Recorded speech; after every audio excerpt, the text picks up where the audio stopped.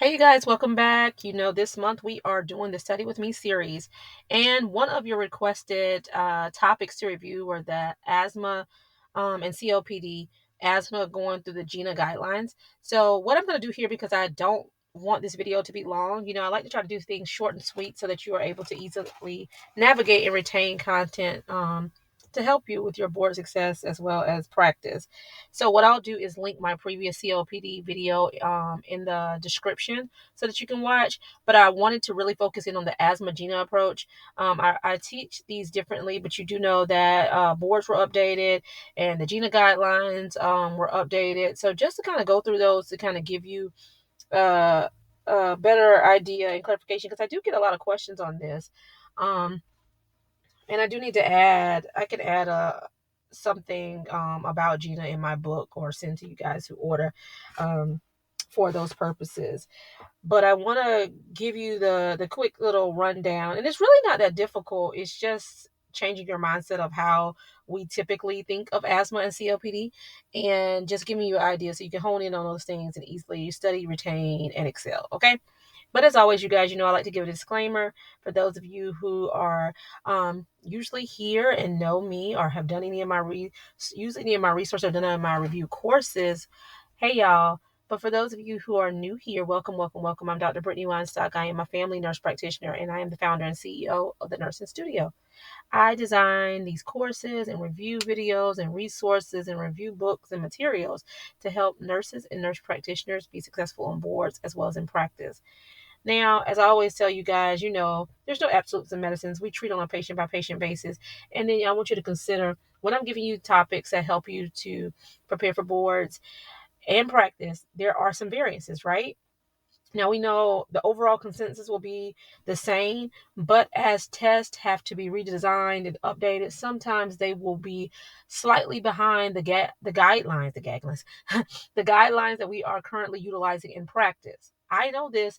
I will tell you that when we're going over the videos. So if you hear me talking about something that is a little bit later than what we're practicing currently, just know that's what is on boards. So the ANCC the last update on the exam was last year, 1 year ago.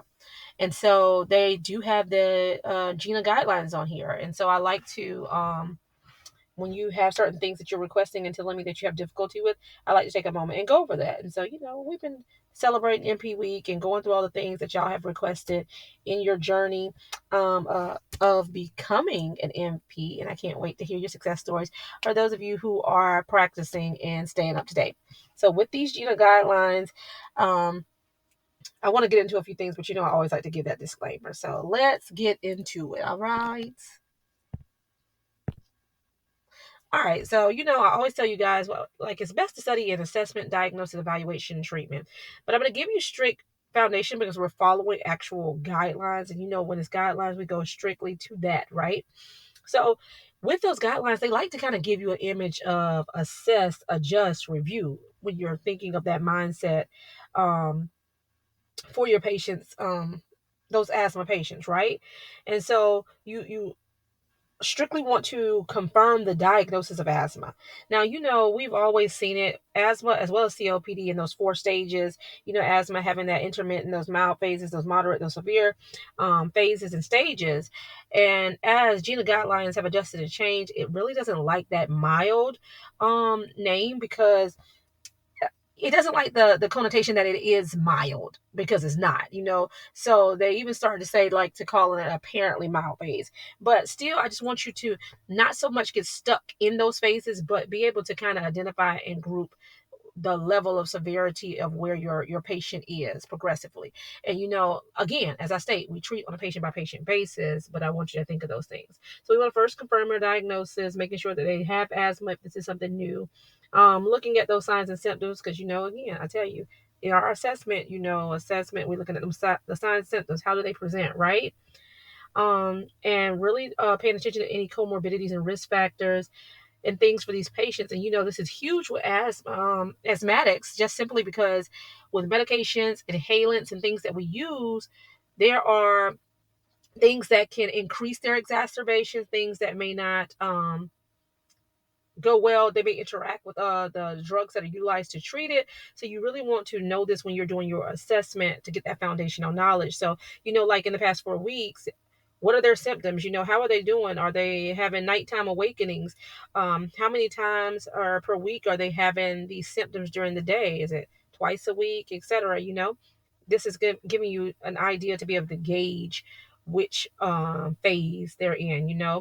Um, are they having to use their relief mechanisms, more than 2 times a week, etc.? Just thinking of those things. And if they're on any medications, do they have any past medical history and comorbidities of things like obesity? Are they allergic to anything? Do they have seasonal allergies? Do they have like environmental allergies or food allergies? Because this really contributes to asthma exacerbations, right?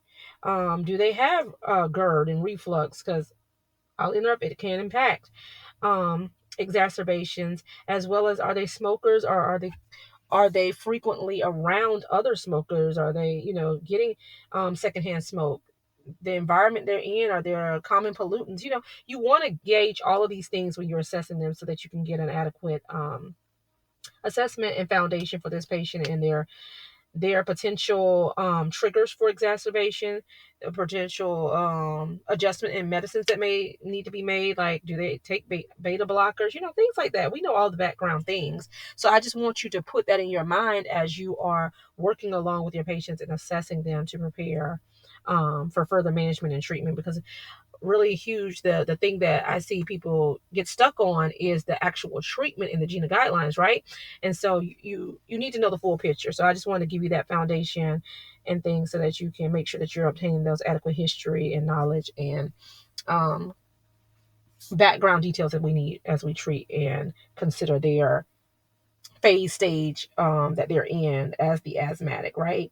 And then the measurements of those FEV1s before treatment, and being aware of their PEF, their peak flow measurements, right?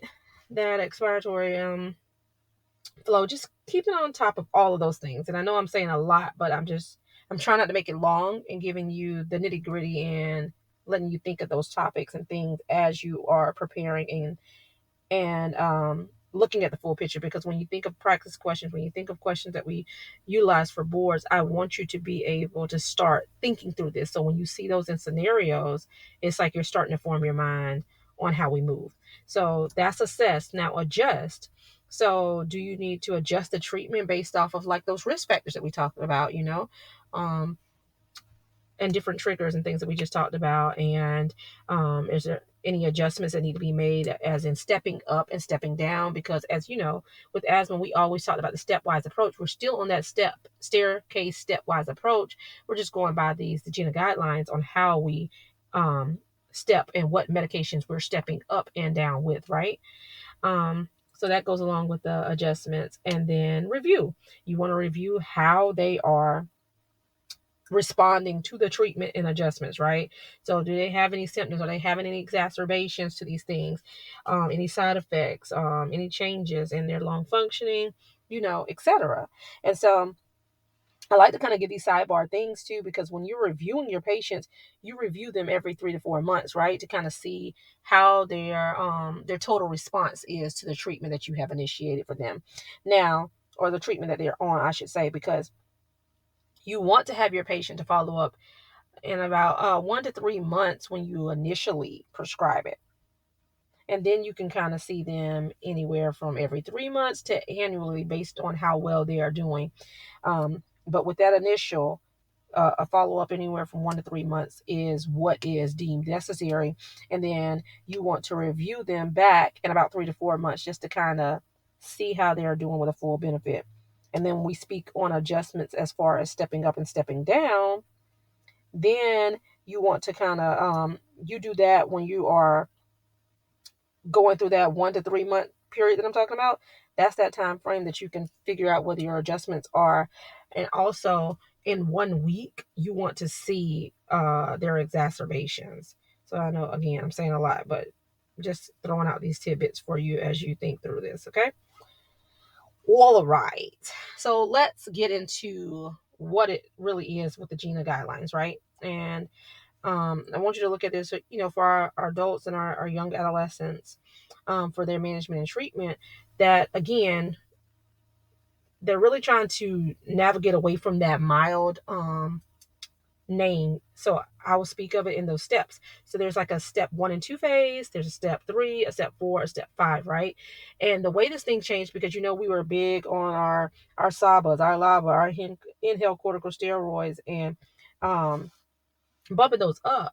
And I think what people get so hung up, we're still utilizing our same basic treatment, but after further assessment, there's like a track 1 and a track 2 that is commonly followed with these guidelines.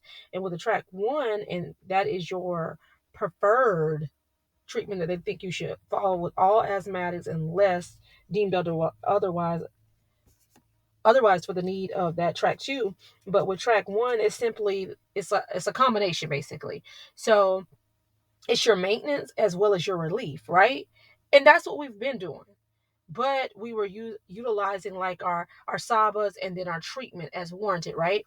Well, with this, they're trying to find a way also to eliminate the amount of exacerbations, and they have found it, one, allowing a patient to be on one medication, to utilize the one medicine as their maintenance to control them and maintain them throughout, but also if they have an exacerbation, utilizing the same medication as their relief mechanism.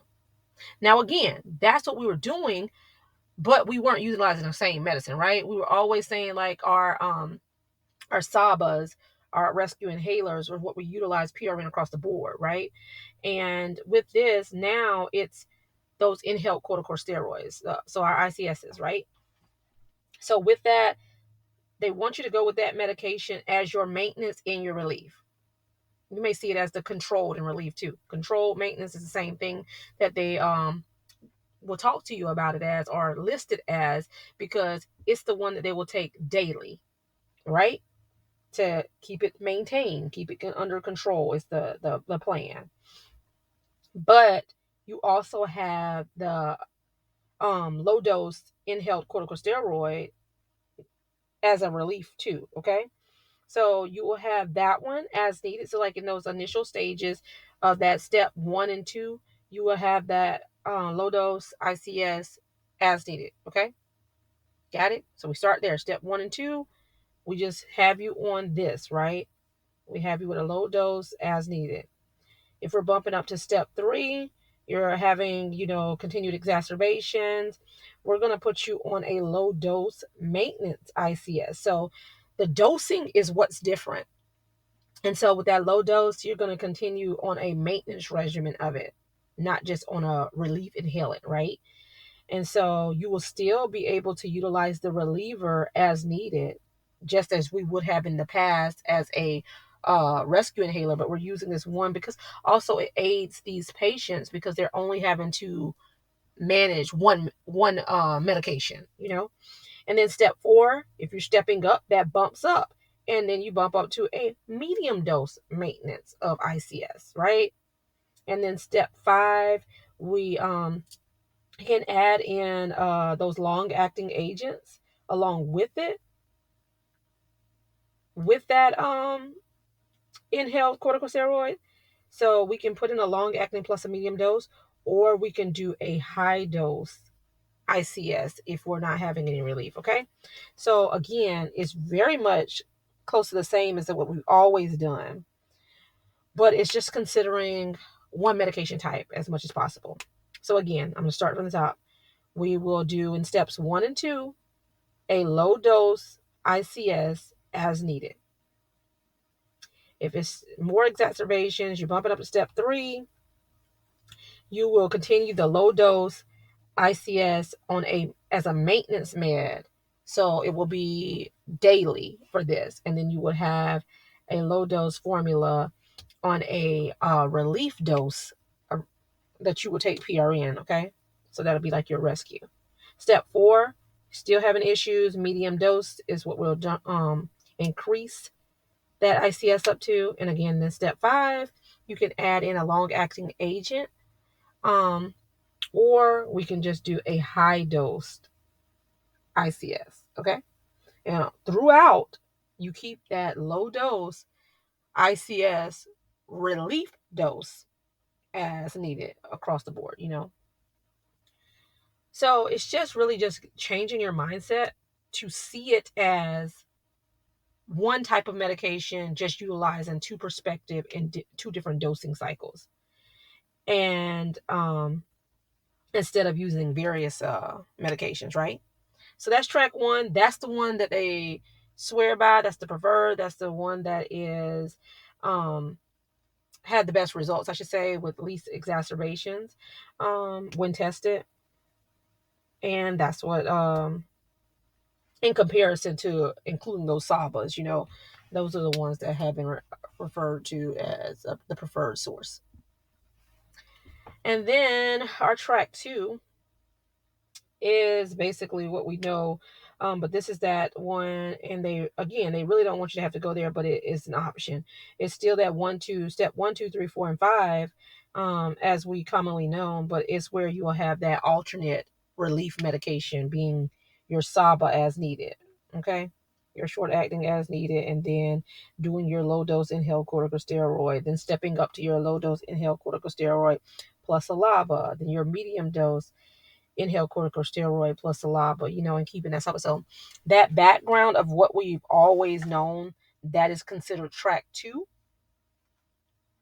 But the preferred, again, and I'm going to keep running that into the ground so you can know that that's where we're going, and that's what you should know for the GINA guidelines, that the track one is let's make our maintenance and relief the same medicine, and just providing and prescribing it in the doses for that, but utilizing the same medicines to limit the amount of exacerbation and limit the patient from having to utilize so many different medications where they're not adhering to the actual protocol and having less efficacy. Okay, so through your steps, we have our low dose inhaled corticosteroid across the board, low dose ICS as needed as our relief.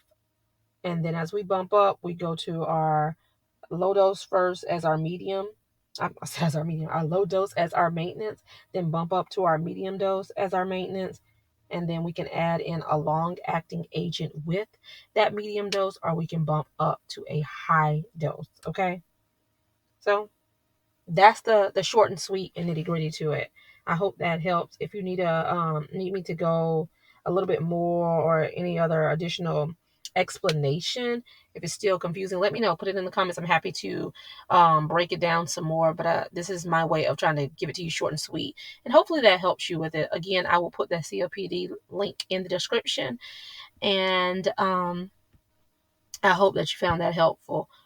But as always, you guys, thank you, thank you, thank you. Make sure you like, comment, subscribe, and share with whomever you may think may find this beneficial as well. And be sure to meet me back here. Our next videos are on antibiotics, and I'm breaking that down for you guys to kind of help, because I get that question a lot, as always. And then on here, as I like to tell you, if you need to get in contact with me and the team at the Nursing Studio, you can give me a call at 803-400-6864, or shoot me an email at the nursingstudio, the number 1 at gmail.com.